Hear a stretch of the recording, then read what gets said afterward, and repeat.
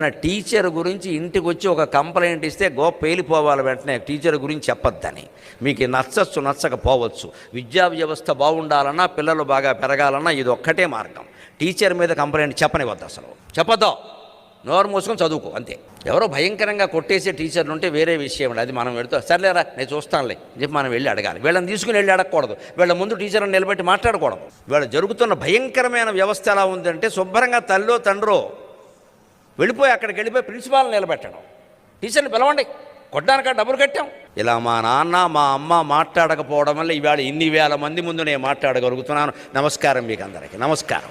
6వ తరగతిలో మా మాస్టర్ ఒక ఆయన నన్ను కొడితే ఇంటికి వెళ్ళి చెబితే ఏ చెంప మీద కొట్టాడని మా నాన్నగారిని అడిగి 2వ చెంప ఆయన బగల కొట్టాడు. ఇంటికి వచ్చి చెబుతున్నావా అని. మళ్ళీ అప్పటి నుంచి ఎప్పటి వరకు ఏం చేసినా ఎవరికి చెప్పుకోలేదు, కొడతారేమో అని. తండ్రి ఇచ్చిన ట్రైనింగ్ అటువంటిది. టీచర్ మీద నేరం చెబుతున్నావు నువ్వు, ఇది శతకం. నచ్చదు ఇవాళ, అసలే నచ్చదు చాలామందికి. ఆ టీచర్లు ఏమన్నా గొప్పవాళ్ళే ఖచ్చితంగా. మనం వీడికి నేర్పాలంటే పిల్లాడికి ఖచ్చితంగా. మన పిల్లడిదే తప్పది.